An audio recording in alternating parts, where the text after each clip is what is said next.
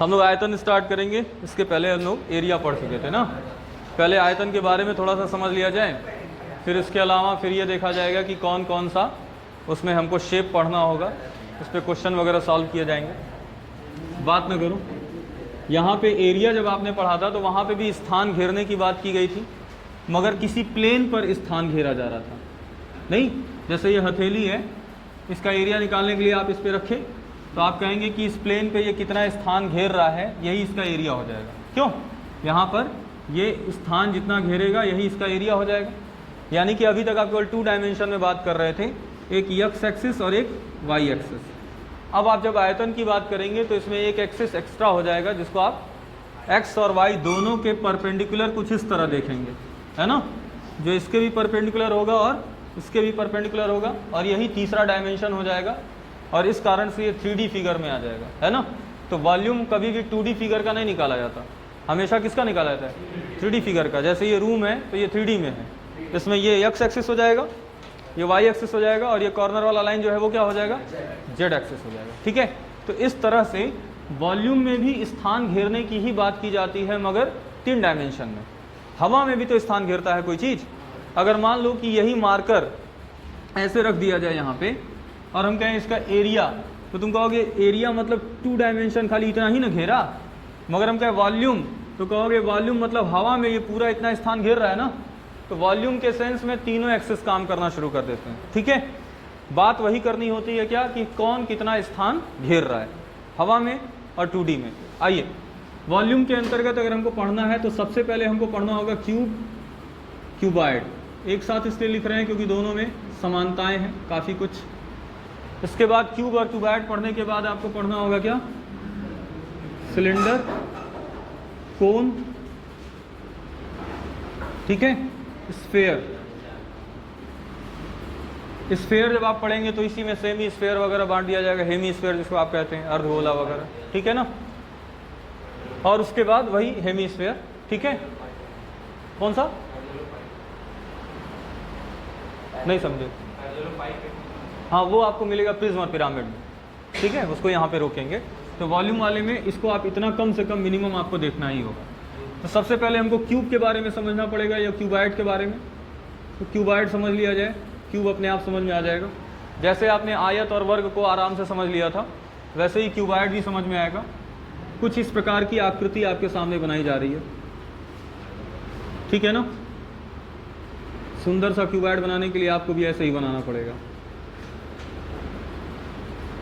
बन गया? कहा गया इस क्यूबॉइड में ये इसका L है लेंथ, ये पीछे वाला इसका ब्रेड्थ होगा, और ये इसकी क्या हो जाएगी? हाइट हो जाएगी, ठीक है ना। लेंथ, ब्रेड्थ और हाइट। आपका कमरा भी क्यूबॉइड शेप में ही होगा। अब ऐसी स्थिति में आपसे कहेगा इसका वॉल्यूम कैसे निकालेंगे। तो वॉल्यूम का जो मेन फॉर्मूला होता है वो वास्तव में होता है एरिया इंटू हाइट। क्या होता है? जाहिर सी बात है, एरिया कोई कितना घेर रहा है उसका हाइट से मल्टीप्लाई करते चले जाएंगे तो अपने आप हवा में कितना वॉल्यूम हो जाएगा वो पता चल जाएगा। तो वास्तव में एरिया इंटू हाइट अगर ध्यान दो तो क्यूबॉइड के केस में ये जो नीचे वाला तल है वो यही है ना, एक रेक्टेंगुलर शेप में होगा नीचे वाला तल, और वही उसी के ऊपर सेम रखते चले जाएं तो हमें लगता है कि इतना बड़ा पूरा एक क्यूबॉइड तैयार हो जाएगा। एक रेक्टेंगुलर प्लेन के ऊपर रेक्टेंगुलर प्लेन रखते चले जाएं तो एक क्यूबॉइड शेप तैयार हो जाएगा। यानी कि अगर हमको वॉल्यूम निकालना है तो इसके एरिया में हाइट से क्या करना पड़ेगा? मल्टीप्लाई करना पड़ेगा। और इसका एरिया हम लोग को पढ़ाया जा चुका है, रेक्टेंगुलर का क्या होता है? L इंटू बी, और उसके साथ ही हम इसमें H से मल्टीप्लाई कर देंगे तो तुरंत हमारा वॉल्यूम निकल जाएगा LBH, यानी लंबाई गुणे चौड़ाई गुणे ऊंचाई। इससे आप बड़े आसानी से किसी क्यूबॉइड का क्या निकाल सकते हैं? वॉल्यूम निकाल सकते हैं। और क्या क्या निकाला जा सकता है? तो कहा गया इस क्यूबॉइड का जो सरफेस एरिया है, सरफेस एरिया निकालने की बात की जाए तो सरफेस कितने सरफेस होंगे क्यूबॉइड में पहले देख लो। तो आप कहेंगे एक, पहला 1 और इसके पीछे 2, फिर ये 3 और इसके बगल में 4, फिर ये ऊपर वाला 5, नीचे 6। टोटल कितने सरफेस हो गए? 6 सरफेस हो गए। एक छत हो गया, एक धरती हो गई, 2, 3, 4, 5, 6, टोटल 6 सरफेसेस हो गए, है ना। और इन सभी सरफेस का एरिया निकालेंगे और सम कर देंगे। बात समझ रहे हो? तो इसी को कहा जाएगा क्या कि टोटल सरफेस एरिया। क्या कहा जाएगा? Total surface area. जाहिर सी बात है नीचे वाले का जो होगा वही ऊपर वाले का होगा, जो इसका होगा वही इसका होगा, जो सामने वाले का होगा वही पीछे वाले का होगा। तो अगर हम नीचे वाले का देखें तो यल बी, तो नीचे यल बी, एक ऊपर भी यल बी, तो 2 यल बी हो गया कि नहीं। इसी तरह इधर देखेंगे तो ये बी एच होगा कि नहीं, बी एच होगा, इधर बी एच इधर भी बी एच, तो 2 बी एच हो गया। और उसी तरह से अगर हम फ्रंट वाले को देखें तो ये यच है और ये यल है, तो यच यल, ये भी 2 बार हो गया, तो 2 एच यल और 2 कॉमन हो जाएगा, तो L B plus B H plus H L. इसको लोग डायरेक्ट रटे रहते हैं, आपको भी रटी लेना है। टोटल सरफेस एरिया अगर निकालने को कहेगा किसी क्यूबाइड का, तो आप इस फॉर्मूले का प्रयोग कर सकते हैं, 2 into L B plus B H plus H L. थोड़े से व्यवहारिक दृष्टिकोण से घनाभ को देखा जाए, घनाभ इसको कहेंगे ना, हिंदी भी लिख लो घनाभ। यहाँ हो जाएगा घनाभ का ये आयतन, टोटल सरफेस एरिया का हिंदी क्या होगा? संपूर्ण पृष्ठ का क्षेत्रफल, संपूर्ण पृष्ठीय क्षेत्रफल। मान लो किसी घनाभ को पेंट करना है, कोई घनाभ है पेंट करना है, तो उसके वॉल्यूम से मतलब ही नहीं है। जब हम पेंट करेंगे तो उसका सरफेस पेंट करेंगे ना, तो आपको समझ लेना है कि हमको टोटल सरफेस एरिया निकालना पड़ेगा।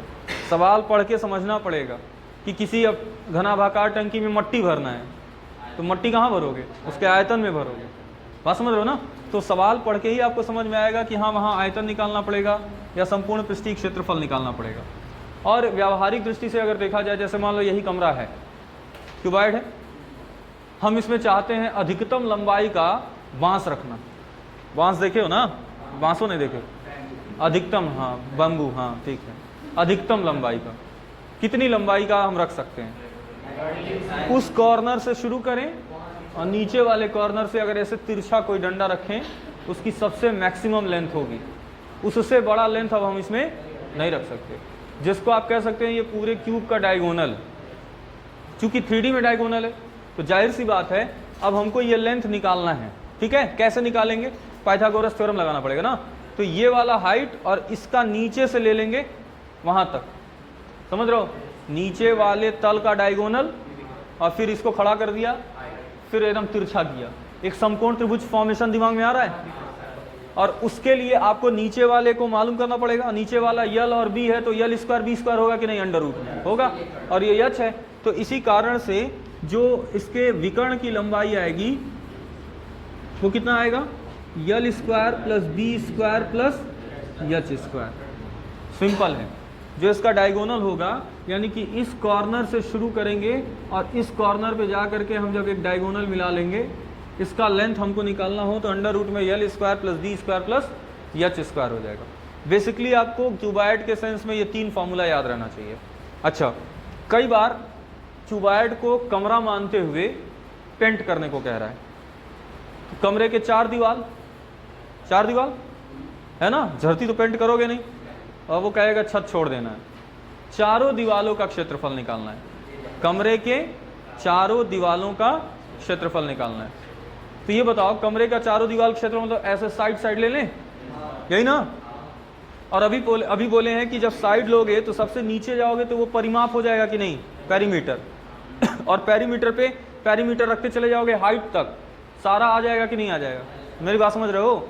जैसे कि कॉर्नर का एक पेरीमीटर लिया, इसी को हाइट उठा दिया, इतनी हाइट तक, इधर से इधर से इधर से इधर से, नहीं बन जाएगा चारों दीवार? बन जाएगा ना? तो अगर चारों दीवार का क्षेत्रफल ये कहा जाए, चारों दीवार का क्षेत्रफल, तो कहोगे परिमाप गुणे ऊंचाई सही है कि नहीं? अब परिमाप मतलब 2 इंटू एल प्लस बी, ऊंचाई माने समझ गए? अच्छा, नहीं समझे तो इससे भी निकाल सकते हैं। इसको और इसको डिलीट कर दो, इसमें क्या है? सब है, और इसमें छत वाला और ये डिलीट कर दें, यानी कि है एक हटा देंगे। जब एक हटा देंगे जाहिर सी बात है क्या बचे? कोई भी एक हटा दो, कोई भी एक हटाओगे तो यहाँ से कॉमन ले लोगे, और यही तुम्हारा फॉर्मूला आ जाएगा 2LH 2BH। बैठ रहा है कि नहीं? 2LB हटा दें, मतलब अभी हम ये डिसाइड नहीं कर रहे हैं कि ये धरती ही है, मतलब मान लो तुम ये धरती है, फोटो देख के तो पता चला नहीं धरती है, तो ये हटा दें, यही बचे चारों दीवारों का क्षेत्रफल। चारों दीवारों के क्षेत्रफल में क्या कॉमन ले लेंगे? 2H, तो B प्लस L बच जाएगा अंदर, और H इधर लिख दिए, 2 इधर लिख दिए, समझ रहे हो? तो हमने उसको ऐसे कॉन्सेप्चुअली निकाल दिया कि परिमाप के ऊपर लेके चले जाएंगे तो ये चारों दीवारों का क्षेत्रफल निकल जाएगा। अगर आप क्यूब अच्छे से समझ गए, सॉरी क्यूबाइड समझ गए, तो क्यूब में तो कुछ नहीं करना है। क्या करना है? चारों भुजाएं आपस में बराबर कर देनी है। चारों मतलब क्या? सभी भुजाएं। वर्ग में चारों भुजाएं बराबर होती हैं, यहाँ पे सारी भुजाएं आपस में बराबर कर देंगे। यानी कि जो यल है वही बी है, वही एच है ना? तो क्यूब के केस में यल बी एच सब आपस में क्या हो जाएंगे? बराबर हो जाएंगे। हम थोड़ी देर के लिए मान लें डायमेंशन ए, तो जब यहाँ ए मानेंगे तो अब इसका वॉल्यूम निकालेंगे तो क्या बन जाएगा? यही वॉल्यूम ए क्यूब हो जाएगा। हो जाएगा कि नहीं हो जाएगा? सब एल बी एच को उठा के किसके बराबर कर लिए? ए के बराबर कर लिए। अब यहाँ पे जब टोटल सरफेस एरिया निकालेंगे तो क्या होगा? टोटल सरफेस एरिया मतलब इसके 6 सरफेस हैं और हर सरफेस का इस ए स्क्वायर होगा कि नहीं? नीचे वाले का ए स्क्वायर, तो 6 सरफेस हैं तो टोटल कितना हो जाएगा? तुम चाहो तो यही काम यहाँ भी कर सकते हो। यहाँ पे ए रख दो, ए स्क्वायर 3a स्क्वायर और 2 से मल्टीप्लाई करेंगे तो 6a स्क्वायर हो जाएगा। अब ये आएंगे विकर्ण पर। जब इसके डायगोनल की बात करेंगे तो क्या होगा? वही चीज़ होगा। यहाँ ए स्क्वायर कितना हो जाएगा? 3a स्क्वायर अंडर रूट में, तो रूट में ए तो बाहर हो जाएगा मगर 3 अंदर फंस जाएगा ना। इसका मतलब इसका जब डायगोनल निकालने की कोशिश करेंगे यहाँ से लास्ट तक तो उसकी वैल्यू कितनी आएगी? a√3 आएगी। चारों दीवारों का क्षेत्रफल, यानी कि किसको छोड़ दिया जाए? नीचे और ऊपर छोड़ दिया जाए, केवल साइड वाला ले लिया जाए तो कितना हो जाएगा? 4a स्क्वायर हो जाएगा कि नहीं? 4 ही सरफेस है ना, तो ये आसान पड़ेगा। इसकी तुलना में सोचना ये वाला बहुत आसान है। इसमें केवल आप क्या ले रहे हैं? चारों दीवार ले रहे हैं, है ना।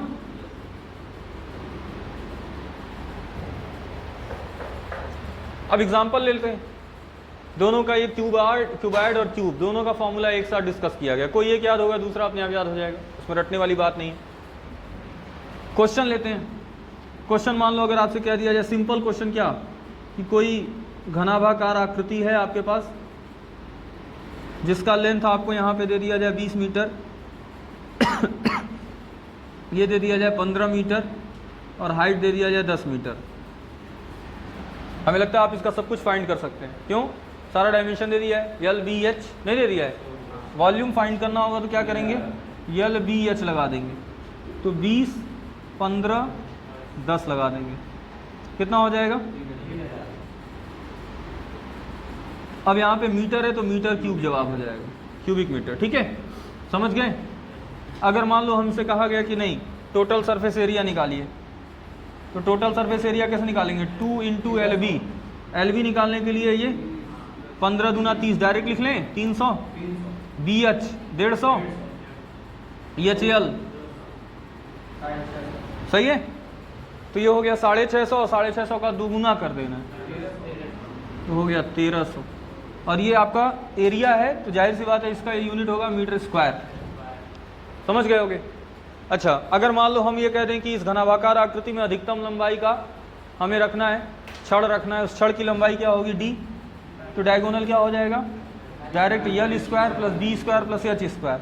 तो 20 का 400, 15 का 225 और 10 का 100 जोड़ देंगे तो अंडर रूट में 725। बाहर तो नहीं आ पाएगा क्योंकि हमने डायमेंशन अपने मन से ले लिया है। अच्छा डायमेंशन देगा तो वो बाहर भी निकल करके आ सकता है। ठीक है, और चारों दीवारों को पेंट करना हो तो इसका परिमाप लेंगे। परिमाप गुणे ऊंचाई करना है तो 2 इंटू एल प्लस बी लगाओ, क्या हो जाएगा? यहाँ पर हो जाएगा आपका 35 दूना 70। ठीक है, और एच का मल्टीप्लाई करेंगे अगर तो 700। कर लोगे? नहीं समझे लास्ट वाला? चारों दीवारों का क्षेत्रफल अगर हमें निकालना है इसमें तो आप कहेंगे परिमाप निकालो, तो परिमाप में यल और बी लेंगे तो 2 इंटू एल, एल की जगह 20, बी और हाइट कितना ले लेंगे? 10। ठीक है ना, सॉल्व कर देंगे।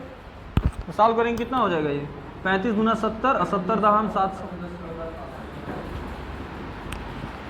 समझ गए? इस पर भी लेना पड़ेगा कोई एग्जांपल कि कर लोगे? ए की वैल्यू अपने मन से 10 ले करके नॉर्मल क्वेश्चन तो लगा लेंगे। अब हम लोग इसके बाद जो सॉल्व करेंगे थोड़ा सा हाईटेक क्वेश्चन लेंगे। ठीक है, इसको उतार लो।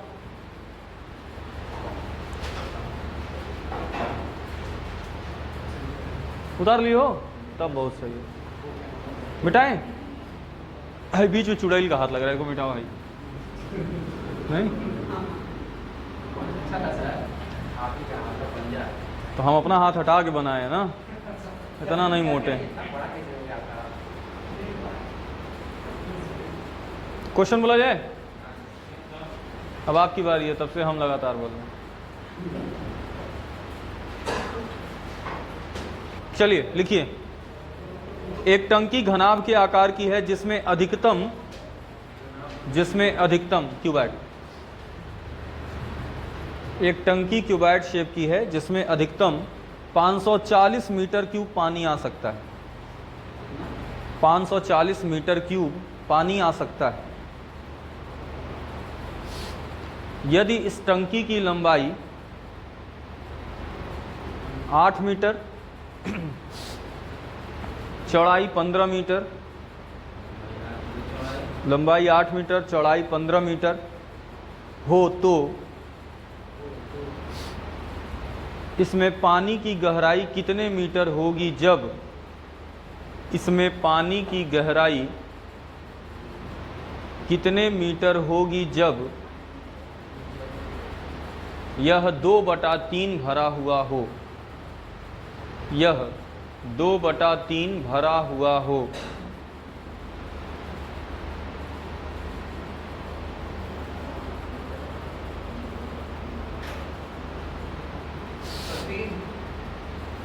ऑप्शन में है 3, बाकी लोग भी लगा लें, कुछ करना नहीं है, सिंपल है।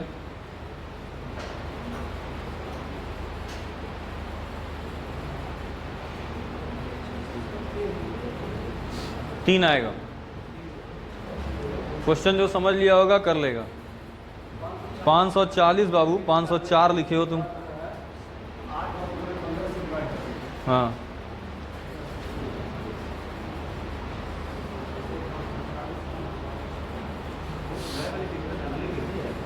हाँ, जल्दी ही तो हो जाएगा, तुरंत हो जाएगा। हाँ क्वेश्चन नहीं लिख रहे हैं।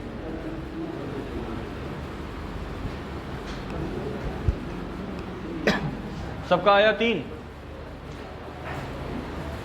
जो टंकी है उसको कह रहा है घनाभ की आकृति की है, यही है, मगर इसमें टोटल पानी 540 आ सकता है, यही ना। मगर कह रहा है कि टोटल पानी नहीं, जब ये 2/3 भरा हो, यानी इसका 2/3 इतना होगा। उस समय इसका लेंथ दिया हुआ है तुमको, कितना दिया है? 15 मीटर, 8 मीटर और चौड़ाई 15 मीटर। 8, 15, गहराई कितनी होगी नहीं मालूम, यच नहीं हो जाएगा, सॉल्व कर लेंगे। भाई पानी अगर 2/3 भरे हो तो यहीं तक भरा रहेगा ना, क्यूबॉइड छोटा हो जाएगा। तो तुम उसका आयतन यहाँ 540 पूरे का पता है, उसका 2/3 निकाल लोगे तो असली जो भरा हुआ भाग है उसका आयतन मिल जाएगा। और ये 3 से कट जाएगा कितने बार में? 18 बार में। और उसके बाद ये हो जाएगा 18 दूना 360, और ये 15 से कट जाएगा कितने बार में? 24 बार में। 8 से कट जाएगा कितनी बार में? 3 बार में। यच बराबर 3। सब मीटर में दिया था तो मीटर सही है। पहले नहीं लग पाया था, पहले लग गया था कि हमारे बाद लगा है? साथ ही में लगा, चलो ठीक है। अब थोड़ा और स्पीड बढ़ाओ, अगला लिखो। बोले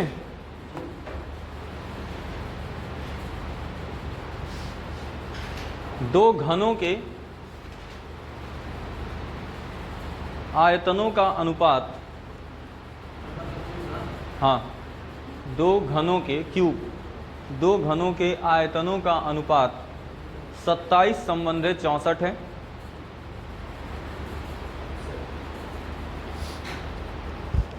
इसके संपूर्ण पृष्ठ के क्षेत्रफलों का, इसके संपूर्ण पृष्ठ के क्षेत्रफलों का टोटल सरफेस एरिया अनुपात बताना है।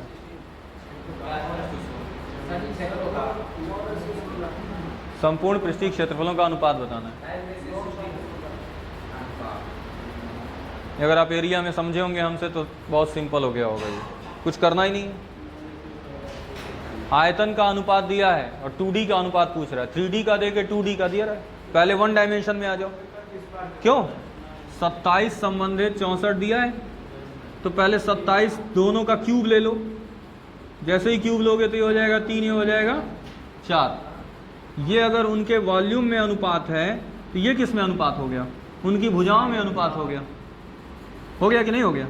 मगर भुजाओं में अनुपात नहीं पूछा ना, पूछा उनके क्षेत्रफल, संपूर्ण पृष्ठीय क्षेत्रफल। तो इसको फिर 2D में बदल दो, 2D में बदलने के लिए स्क्वायर कर दो। क्यों?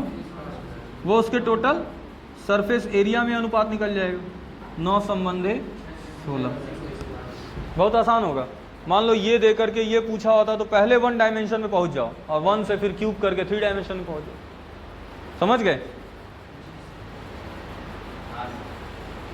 कठिन लगेगा बताना।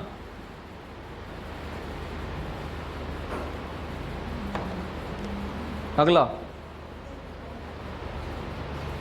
12 गुणे 9 गुणे 8 मीटर, 12 गुणे 9 गुणे 8, 12 गुणे 9 गुणे 8 मीटर लंबाई, चौड़ाई तथा ऊंचाई वाले कमरे में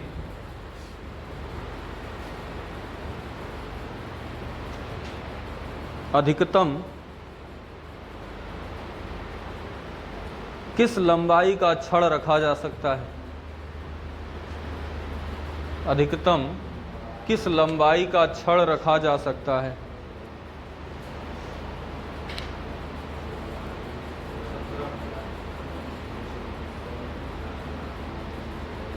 डायरेक्ट फॉर्मूला बेस्ड क्वेश्चन है।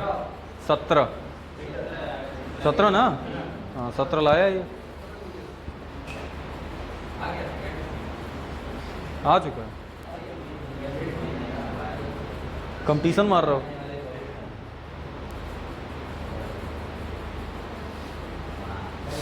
अब अगला सवाल थोड़ा धांसू लिया जाए। क्यों? ये तो लग जाएगा भाई, यही फार्मूला लगाना है हाई वाला, यही ना है सबसे अधिकतम लंबाई का। तो यहाँ ले लेना है 12 का स्क्वायर, क्यों? फिर 9 का स्क्वायर, फिर 8 का स्क्वायर, जोड़ोगे 289 आ जाएगा। 289 17 का स्क्वायर होता है। अब ये सब पता होगा ना तो फिर कोना अतरा ले करके लेते रह जाओगे एलसीएम। क्यों?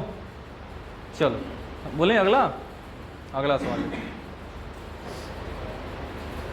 देखो। एक घनाभ के विकर्ण की माप, क्यूबॉइड के डायगोनल की माप, घनाभ के विकर्ण की माप 28 सेंटीमीटर है। घनाभ के विकर्ण की माप 28 सेंटीमीटर है तथा इसके तीनों कोरों की लंबाई का योग 44 सेंटीमीटर है। कोर नहीं जानते हो? साइड एज EDGE वाला एज तीनों कोरों की लंबाई का योग 44 सेंटीमीटर है। इस घनाभ का संपूर्ण पृष्ठीय क्षेत्रफल बताइए। इस घनाभ का संपूर्ण पृष्ठीय क्षेत्रफल बताइए।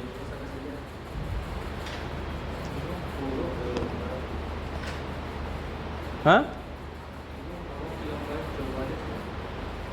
लंबाइयों का योग दिया है 44, डायगोनल दिया है 28 और संपूर्ण पृष्ठीय क्षेत्रफल आपसे पूछा जा रहा है।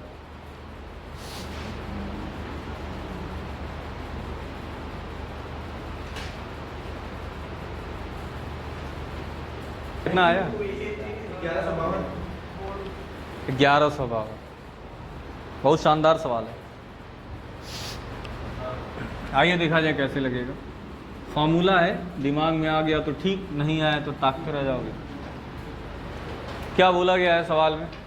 जो जो दिया है पहले डाटा नोट करते हैं।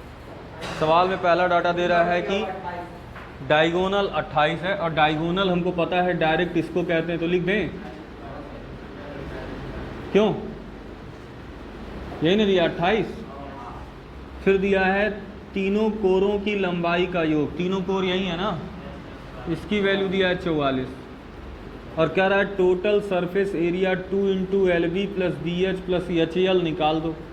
इसको देखते ही तुम्हारे दिमाग में फार्मूला आ जाना चाहिए था कि L plus B plus H का होल स्क्वायर बराबर L square plus B square plus H square plus 2LB plus B H plus H L. याद है? A plus B plus C का whole square formula, value put कर देना है। L plus B plus H का मान 44 का square, इसका मान देगा तो 28 का स्क्वायर हो जाएगा, और इसका वैल्यू निकालना ही है तो इसकी वैल्यू को हम मान ले रहे हैं कैपिटल X थोड़ी देर के लिए आसानी से। 44 के स्क्वायर में से 28 का स्क्वायर घटा देंगे, वैल्यू आ जाएगा ना 44 प्लस 28, 44 माइनस 28 लिख सकते हैं, जल्दी कैलकुलेट हो जाएगा। इसको जोड़ेंगे तो कितना आ जाएगा, इसको घटाएंगे कितना आ जाएगा, आ गया। सेंटीमीटर दिया हो तो सेंटीमीटर स्क्वायर कर देना। अच्छा सवाल था ना? नहीं समझ में आया? सब कम उसकी आ रही जुट्टो ना, मत हंसो, जब सवालिया लग गया तब हंसो, जुट्टो दांत दिखाने का मतलब।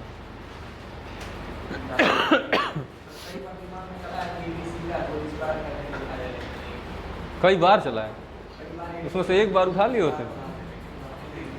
बाकी 44 का स्क्वायर निकालने का शॉर्ट ट्रिक भी लगा सकते थे, क्यों? 50 से कितना कम है? 6 का स्क्वायर 36, जितना कम है उतना और कम कर दो। 44 का 6 और कम करो कितना हो जाएगा? 38, और उसका आधा कर दो 19, आगे आंसर 19 आगे लिखा जाएगा और पीछे 36 लिखा जाएगा, 1936। समझ गए? अगले सवाल की तरफ कूच किया जाए।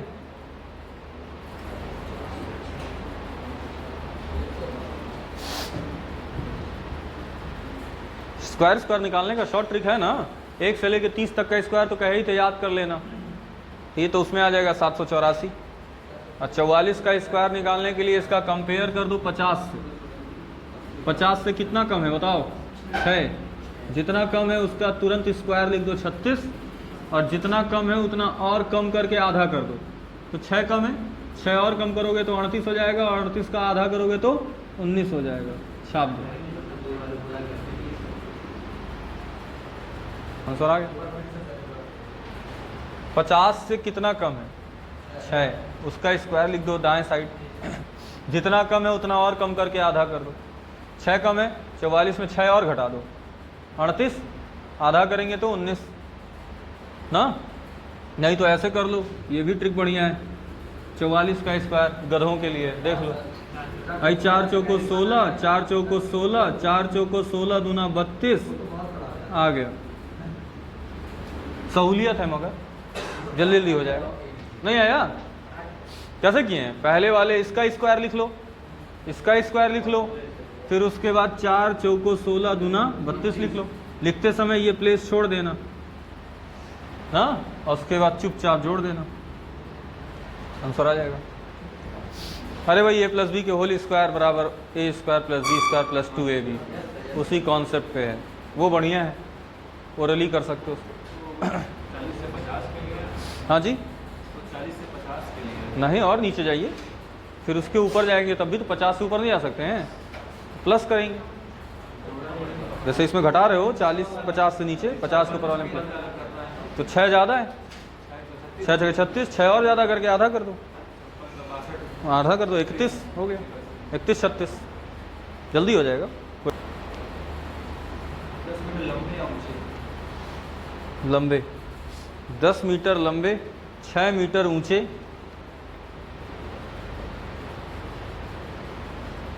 और 22.5 सेंटीमीटर मोटे, 22.5 सेंटीमीटर मोटे दीवार बनाने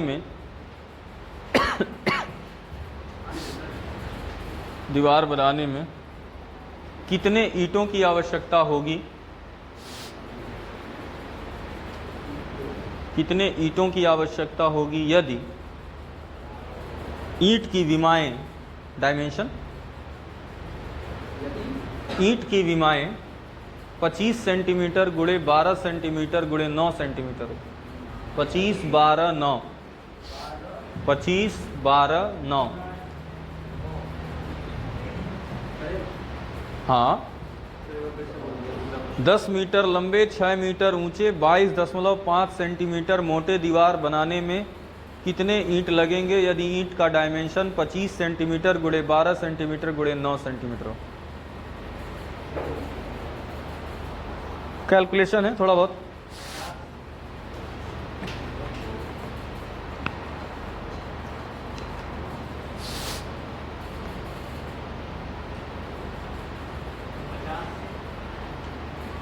पचास ईंट लगेगा बस। 50 ईंट में दीवार खड़ा हो जाएगा जी। तुमको लग रहा है गुड़िया गुड्डा की दीवार बना रहा है तू? एक आध जीरो खा जा रहा लग रहा है। वो 50 बोल रहा है, तुम 500 बोला तो हमारा 5000 लग तो यही रहा है। वही तो बोल रहे 5000। कुछ नहीं आ रहा है और मुस्कुराए भी ना, है ना सर 50,000। बहुत सही। तुम्हारा ही इंतजार था। एक मिला 50 बोले, 500 बोले, हम 5000 बोले, तुम 50,000 बोलो। हाँ 6000 तो गलत है। 6000 तो गलत है। इतना कंफर्म है 5 वाला है, कुछ जीरो खा रहे हो सब। दीवार बनाए हो कि नहीं बनाए हो कभी? दीवार ईंट से बनता है ना। ईंट भी क्यूबाइड है, दीवार भी क्यूबाइड है। इस दीवार में कितना ईंटा लगा है?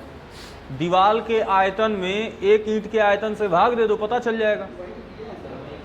पूरे दीवार के आयतन में एक ईंट का आयतन निकाल के भाग दे दो, पता चल जाएगा। ये मानते हुए कि मसाला वसाला बहुत कम आयतन का होता है। मसाला भी तो लगता है 2 ईंट के बीच में, उसको इग्नोर मारो थोड़ा सा।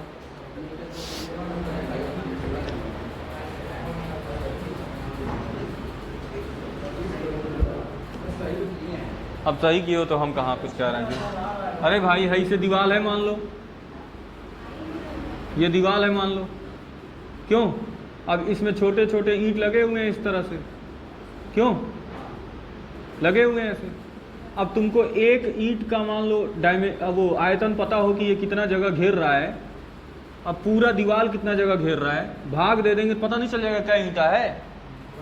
अब पूरे ईंटे का आपको लेंथ दिया गया है कितना मीटर? 10 मीटर लंबा, 6 मीटर ऊंचा। तो 10 गुणे 6 गुणे 22.5, मगर ये है सेंटीमीटर।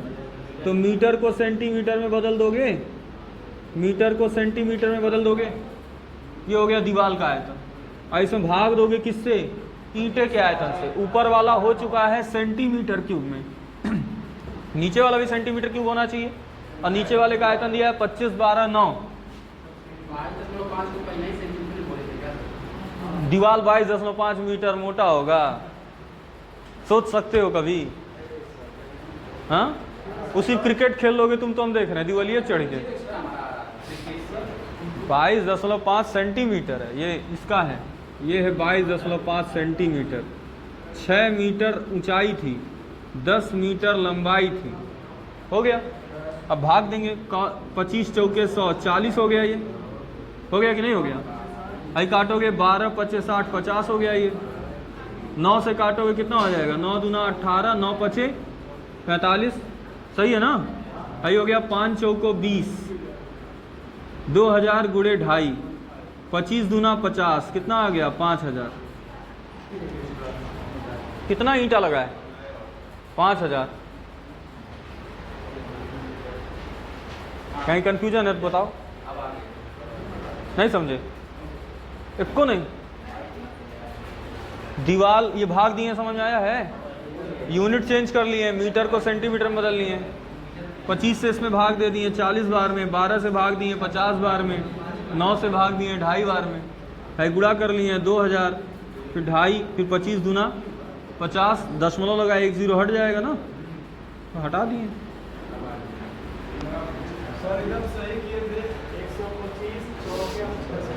एक घनाभ के 3 संगत फलकों के क्षेत्रफल, संगत माने एडजेसेंट, फलक माने सरफेस। एक घनाभ के 3 संगत फलकों के क्षेत्रफल क्रमशः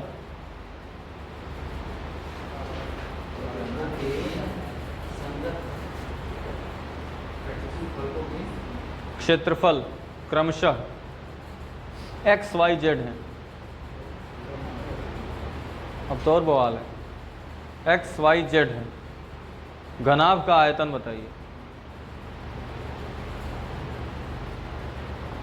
फिर से बोल दें, एक घनाभ के 3 संगत फलकों का क्षेत्रफल क्रमशः XYZ है। तो घनाभ का आयतन बताइए। जो बोले भाई आंसर होगा, मल्टीप्लाई कर दें XYZ बस। XYZ तब होता जब वहाँ पे वो लेंथ ब्रेड्थ हाइट रहता, तब ना XYZ होता जी। वॉल्यूम एरिया है। कुछ निकालो, हमको आंसर ले दो। क्वेश्चन समझे हो कि नहीं?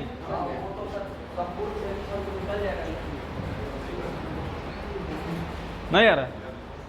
सच नहीं समझ में आ रहा है? किसी घनाभ के 3 संगत फलक कौन कौन होते हैं? संगत, संगत माने एडजेसेंट, जुड़े हुए। कौन कौन से फलक जुड़े हुए हैं देख लो बस। हाई तो नहीं जुड़ा हुआ है, इससे कौन जुड़ा है? ये फलक और ये वाला फलक जुड़ा नहीं है।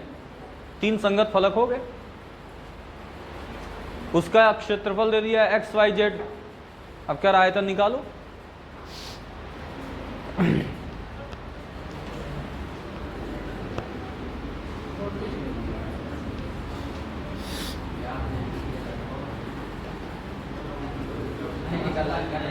नहीं निकल रहा है।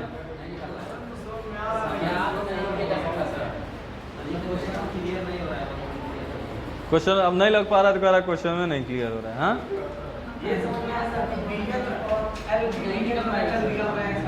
हम देखो दिखा रहे हैं, बहुत सिंपल है। हे हाउ वो अपने में बताइए, काहे खुश हो, काहे सुनो, काहे ऑन कैमरा बेइज्जती चाहते। यहाँ पे ये है ऐसे, ठीक है। पहले इसका संगत फलक देखा जाए, किसको कहते हैं संगत फलक। ऐसे 3 फलक जो आपस में जुड़े हों। ये फलक दिख रहा है और इस वाले जगह से ये वाला फलक इससे जुड़ा हुआ है कि नहीं? जुड़ा हुआ है ना। और ये वाला भी फलक जुड़ा हुआ है कि नहीं? जो 3 फलक डार्क किए हैं वो तीनों संगत फलक हैं। समझे कि नहीं समझे? हाँ, कौन और चीज़ से समझा? डंडा अंडा से? हाँ, अब संगत फलक का मतलब ऐसे ये डॉट कर दे रहे हैं। नहीं ये तो है ना, ठीक है। मतलब ये नीचे इधर से ये इधर से ये तीनों जुड़े नहीं है। हाँ हाँ, तो 3 जो है जब लोगे तो अब ये से दूर हो जाएगा ना। इसके इधर वाला छोड़ दोगे, इधर वाला छोड़ दोगे। जो 3 आपस में जुड़े हुए हैं, इसका क्षेत्रफल x है, इस वाले का क्षेत्रफल y है और ये फ्रंटवा वाले का क्षेत्रफल z है। हाँ, अब बुद्धि आया। अब ये जो x दिया है वो क्या है? इसका क्षेत्रफल, यानी LB का मान x दिया है कि नहीं? BH का मान y दिया है कि नहीं? HL का मान z दिया है कि नहीं? अब तुमसे कह रहा है कि वॉल्यूम निकालो। वॉल्यूम होता है LBH, यही चाहिए। अब हम कहेंगे अगर तीनों इक्वेशन का आपस में मल्टीप्लाई मार दो तो इधर आएगा L square B square H square, आएगा कि नहीं? और इधर आएगा XYZ, आएगा कि नहीं? हमको चाहिए क्या? हमको LBH चाहिए, तो रूट ले लेंगे कि नहीं? अभी यही वैल्यू में दे देता, यही वॉल्यूम हो गया। अभी यही वैल्यू दे देता, इसका 54 है, इसका ये है, तो क्या करते? सीधे गुणा मारते, रूट ले लेते। इतना लगाने थोड़ी है, हमें याद रहना चाहिए कि संगत फलकों का क्षेत्रफल XYZ है, तो वॉल्यूम निकालने के लिए मल्टीप्लाई मार के रूट लेना है। वैल्यू दे सकता है वहाँ पे, हम तो XYZ दे दिए हैं ताकि तुम फार्मूला की तरह याद रख लो।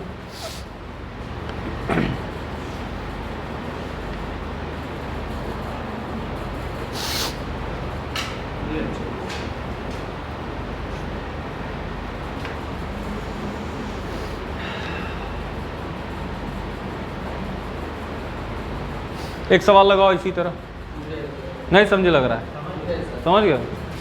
अरे तनी मुँह चमकाया करो, समझ में आ गया तो तुम लगे कि हाँ मुंह पे कुछ आभा आभा बिखर रही है। नहीं, आभा, प्रतिभा, तेज, चेहरे पे चमक, लाइट आना चाहिए। नहीं होगा, नहीं समझ में आता वो मुस्की आ रही है बोका की तरह। क्या मतलब? आज जिसको नहीं, उसको समझ में आता वो मुस्किया नहीं रहा, उससे हमको दिक्कत है। बत्ती दिमाग का गुल है कहते हैं, तुम्हारा थोड़ी। लिखो, देखें ये वाला दिमाग लग रहा है कि नहीं। किसी घनाभ के 3 संलग्न फलकों के,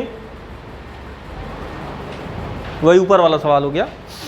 किसी घनाभ के 3 संलग्न फलकों के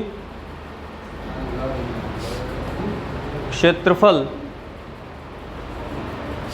3 संलग्न फलकों के क्षेत्रफल 7 संबंधे 10 संबंधे 14 के अनुपात में।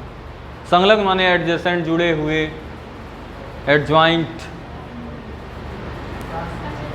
यही जो हम फोटोआ बनाए वही। 7 संबंधे 10 संबंधे 14 है के अनुपात में है। घनाभ का आयतन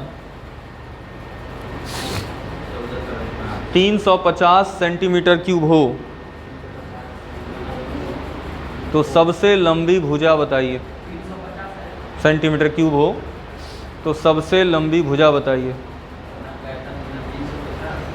जी।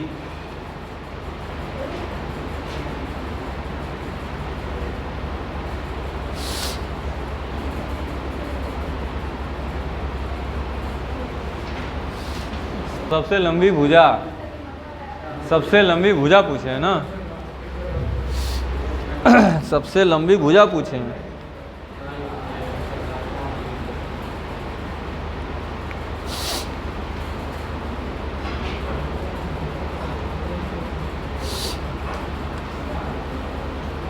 चौदह के अनुपात में है। XYZ आयतन दिया है 350। सबसे लंबी भुजा बतानी है। हमारा आ गया बहुत देरी से, क्या करें बता दें कि लगाओगे? अभी दिमाग लगो नहीं पाएगा, होना चाहिए ना।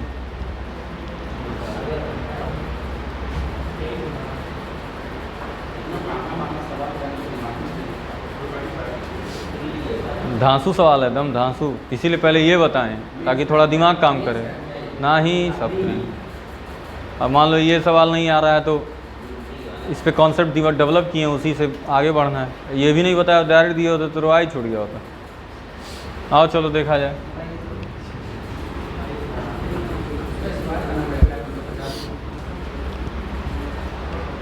हार मान लिए कि नहीं? अभी हारी? मैं बचपनों में खेलते थे सब हारी।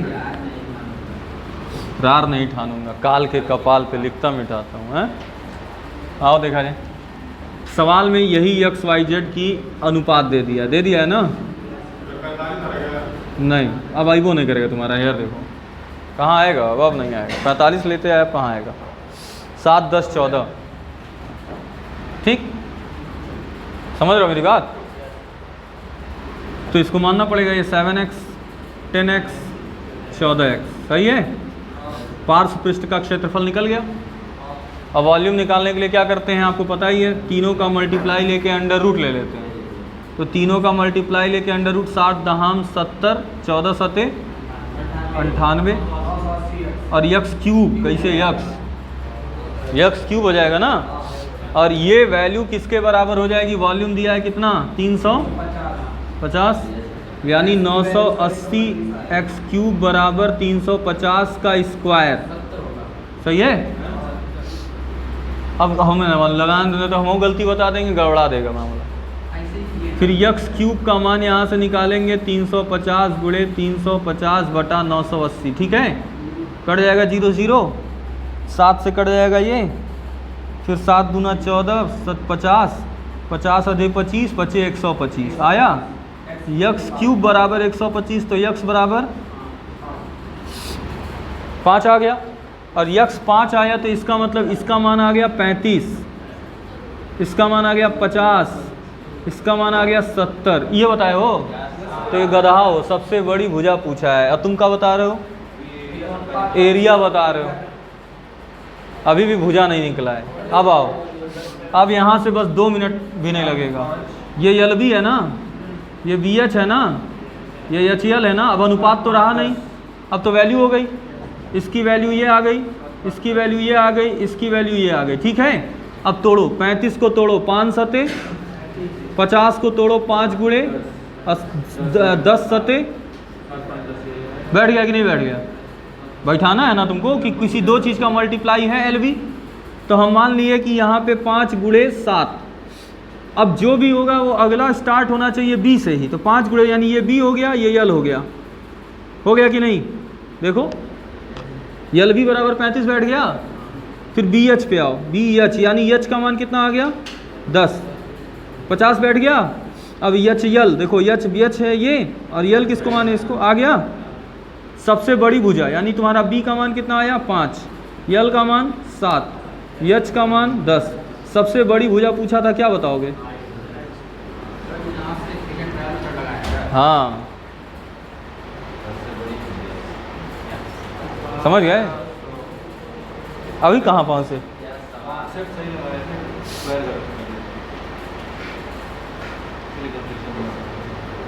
ये आंसर आने के बाद बैठाना है, कोई ऐसी वैल्यू ले लेना है। बैठ गया 5 7 10 ऐसे ही दिख जाएगा, वो बैठ जाएगा भाई। इसको बैठाने के बाद जो भी इसमें वैल्यू तुम ले रहे हो वो दूसरे में यूज भी करना रहेगा। तो एक पकड़ाया तो दूसरा पकड़ाते चला जाएगा।